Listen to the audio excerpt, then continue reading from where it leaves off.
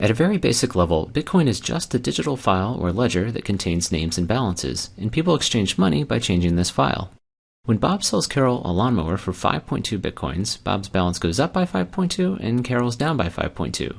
There's no gold or government-issued money backing these numbers. Bob is only willing to trade his real-life lawnmower for a higher number in this digital file because he has faith that other people will also trust the system.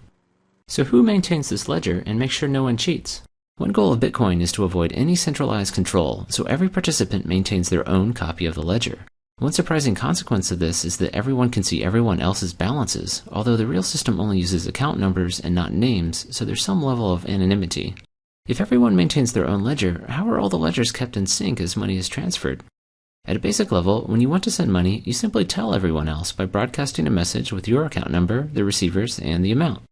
Everyone across the entire world then updates their ledger. As a quick aside, I'm describing how Bitcoin works for power users, people who help maintain the system. You can also just use the system to send and receive money, though, without maintaining a ledger. If sending money is as simple as creating a message with some account numbers, what's to stop a thief, Alice, from spending Bob's money by using his account number?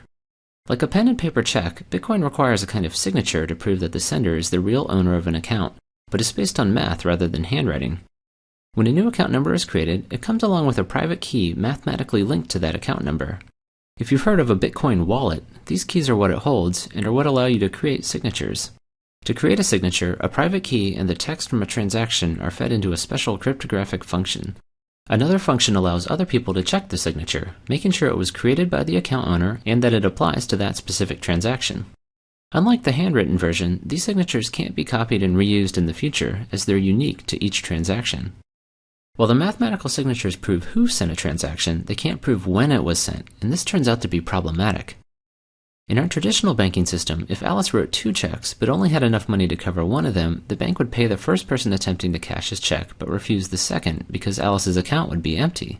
So the order of these checks is critical because it determines who should get paid. Unfortunately, order is much harder to determine in Bitcoin, where instead of a single bank, there are individuals all over the world.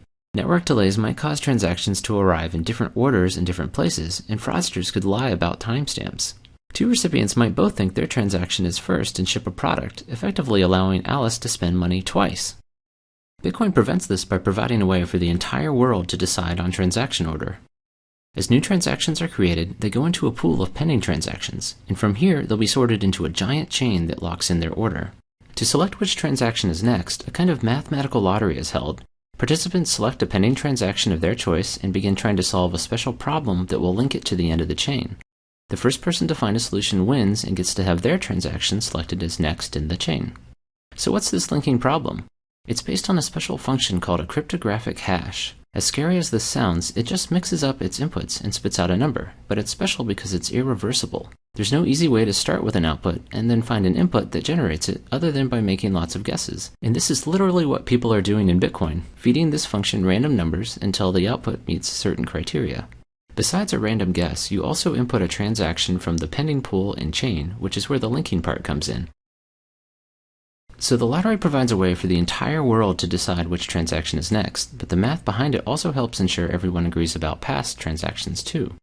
Suppose you're joining the network for the first time and request a copy of the transaction chain to get caught up but receive several different versions. Which one should you trust?